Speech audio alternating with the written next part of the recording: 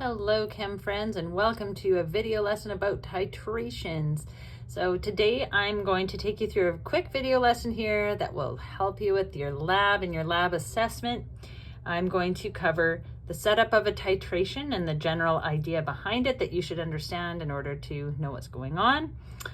Indicator and indicator choice, how to find the molarity of the acid given the data that we should be taking in the titration lab, how to calculate percent error, how to calculate percent difference, and sources of error. So buckle up, it's going to be a great time. Okay, so first, this picture kind of shows you the setup of the titration. We have the Erlenmeyer flask with acid in it on the left. What's beside it is phenolphthalein. That's the indicator that we used. We put in a couple of drops. Phenolphthalein changes color abruptly when it is in the pH range somewhere between 8.2 and 10. So phenolphthalein is a great choice for a strong base, weak acid combination, which is what we had in our lab because we were doing NaOH with acetic acid. Strong base, weak acid. You have to choose an indicator that matches with your acid-base combination, right? So this one was good because we had weak acid, strong base. So the higher pH, higher than 7 is where we'd end up. If we had a strong versus strong, like a strong acid, strong base, like, I don't know, say HCl and NaOH, then we would have chosen an indicator that had a pH break, that range where it changes, that includes 7. Because when you have strong and strong, you end up neutral. If instead we had done a strong acid and a weak base, then we should choose an indicator with a pH range that's lower. Now that's all in your titration notes, as well as a titration PowerPoint on EDSB if you just keep on looking for it. So all of that should be explained there. Look back through there if you didn't understand what I was saying here. Now in our titration, we would have started over here with our acid and phenolphthalein. So we don't know the molarity of the acid. That's the whole thing we're trying to find out. We're trying to figure out what's the molarity of acetic acid. So we add the indicator. We fill up the burette that you can just see the top of here, or the bottom of, I guess, with NaOH with a molarity that's known. I gave you NaOH that was 0.10 molar. So what we're trying to do is we're trying to add base until we neutralize the acid. When we neutralize it, it will change colors.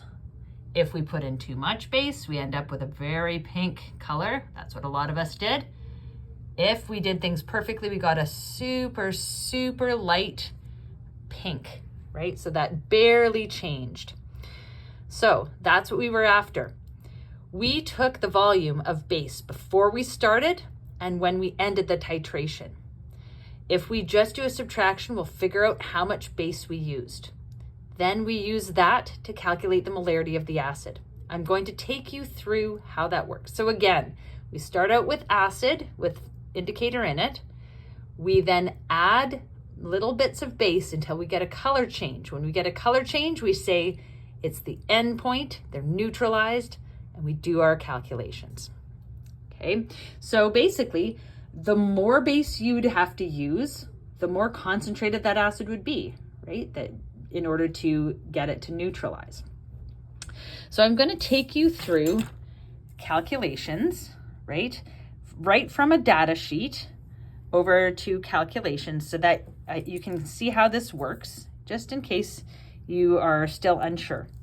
So this looks very much like the data table in your handout. I made up some values. These are not true values. I just made them up for the purposes of our video here today so that we could have some values to work from.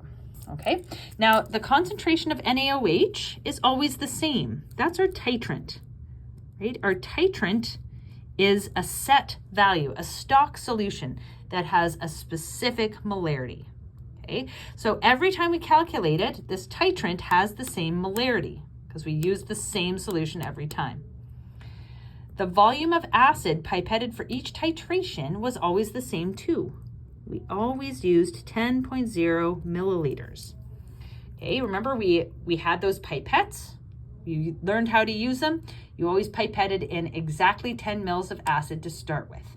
Okay, so when we're doing our calculations, that is the molarity of base. This is the volume of acid. And what we're trying to find here is the volume of base we used. So let's do a quick calculation here. Okay, so this shows you what your data would have looked like, your final burette volume and your initial burette volume. To find out how much volume you used, you just go this minus that. Right? So we would end up here with 11.36 milliliters. That would be how much we would have used. Next one, we have 23.02 and 11.48. So I do that calculation, it's just 23.02 minus 11.48. We'd get 11.54 milliliters. Okay, and then the last one, we have 34.41 and 23.02. So we would end up with 11.39. Okay, and I'm just going to do 3 of them and find my average there. Okay, so here's the stuff that I need to know. My molarity of base, my volume of acid, my volume of base. Now I can find molarity of acid. Okay, so that's what I'm trying to find to put into this square here. So finding MA, some of us had some problems with this today. Before we start plugging in numbers, we have to balance our titration equation. In this case, we had our base, NaOH. We had our acid, which was acetic, so HCH3COO, or you can put the H at the end. It's not really wrong either way. That's our base and our acid, right? We always take our OH and our H, put those together to make water. And then we take our cation, Na+, and our anion, acetate, CH3COO-. That's a 1-to-1 ratio. So this would be liquid. And we have sodium acetate. Now in this particular situation, we're kind of lucky because it's a 1-to-1 ratio. This is actually already balanced, right? But we had to do this because this tells us the balance of acid and balance of base. Okay, so our titration equation you have in your handouts. We studied this a while ago, so this should be okay. There's also a worksheet that you should have taken pictures of the answers for. Okay, that's our titration equation. BB means the balance of base, right? So that's whatever coefficient's in front of the base. There isn't one, so we're assuming it's 1. Molarity of acid, we don't know that. This whole lab was done to figure that out. Volume of acid was always the same, 10.0 milliliters, right? That was what we pipetted every time. Balance of acid, well, it's whatever's in front of the acid, coefficient-wise, there's nothing, so it's 1. Molarity of molarity of base is always the same, right? I gave you the molarity of the base, 0.10 milliliters, or molar, sorry, there it is. And then we need the volume of the base. That's what you found throughout your titration. So I'm going to do this calculation based on the first one that I did here, 11.36. Okay. Now, I need to put in the values I know and solve for the value that I'm missing. Okay, so I'm just going to rearrange this first. So I have MA by itself. Divide by BB times VA. And then I can sub in my values. And this calculation is actually not hard. I'm sure you noticed after doing this a couple times that it's actually pretty easy. And then we would have our volume of base, so 11.36. Just subbing in the values into my titration equation. Balance of base was 1, and then volume of acid was always 10. So in this case, my molarity of my acid, if I do all of this calculation, would be 0.114. That's even one extra sig fig there. Okay, so I would enter that in. There's my concentration of acetic acid. I forgot to change that for the first trial. Now I can do the same thing for the other ones. Just gonna write these in because they're not very hard. Okay. Those would be the values I would get for hydrochloric acid. So when we reported those, each group reported their best run calculations.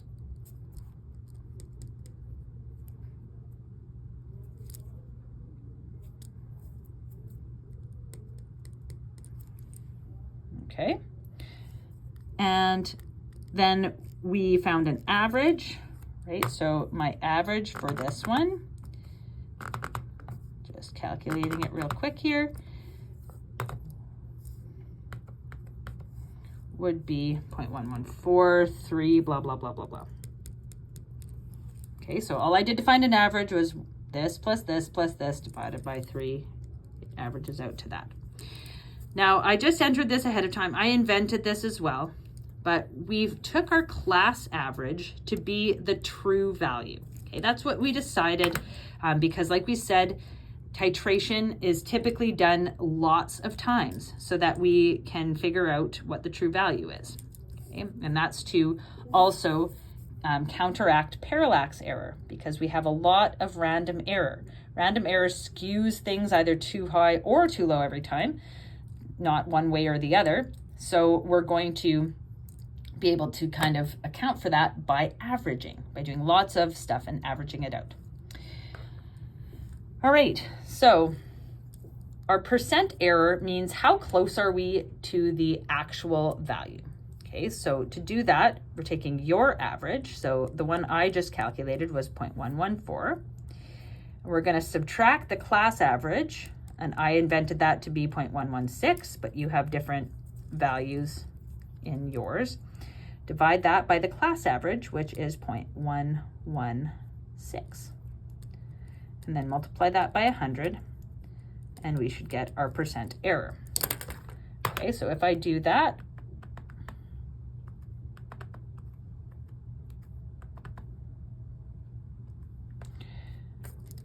this calculator is telling me that my percent error, oh, I forgot to multiply by 100, is negative 1.72. Now, what does that mean? Well, it means that my value was lower than the class value. That's why I got a negative percent error. That's not wrong. In order for us to say it's negligible error, it has to be within 5%, either too high or too low.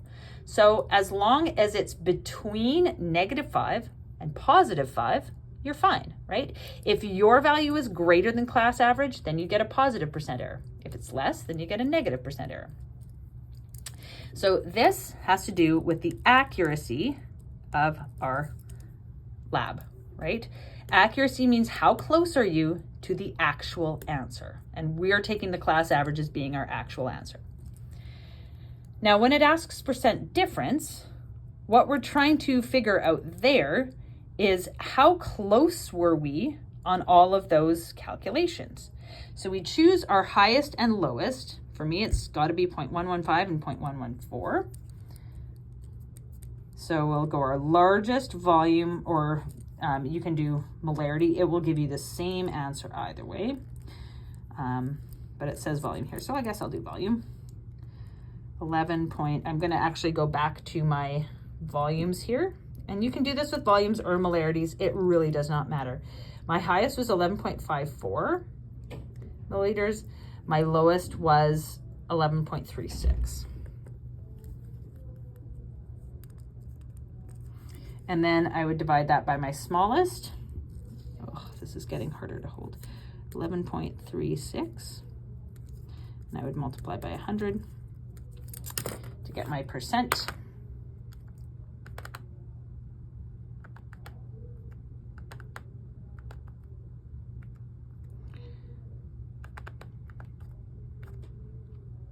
Okay, so for this one, I got a percent difference of 1.58. So this tells me how precise my experiment was. Precision means how close are your values to each other? Like how consistently were you able to make that measurement, right? So again, if it's within 5, that's pretty good. That means that all of my calculations or my measurements were pretty close to each other, right? Which is a good thing. Now, the last thing that I kind of want to talk about here is sources of error. So remember that when we are pipetting, we are constantly making measurements, and we have to make them from eye level to avoid parallax error. Okay, so in this lab, it's going to be all about random error that we're going to talk about. There is systematic error, but don't stress yourself out about it. Think about random error. So every time you take a measurement from a burette, you have to be at exactly eye level. That's impossible. So you probably took the measurement from a little too high sometimes and a little too low other times. And the angle at which you view it skews your measurement. That's parallax. So the reason that we did so many trials and averaged them out is because of parallax error, because it's random. Sometimes you read it too high, sometimes too low. And hopefully if we just take enough data and average it all out, we should get really close to the right answer. Okay, well, that's all I've got for you today. I hope that that was helpful. I will see you all tomorrow. Have a great one.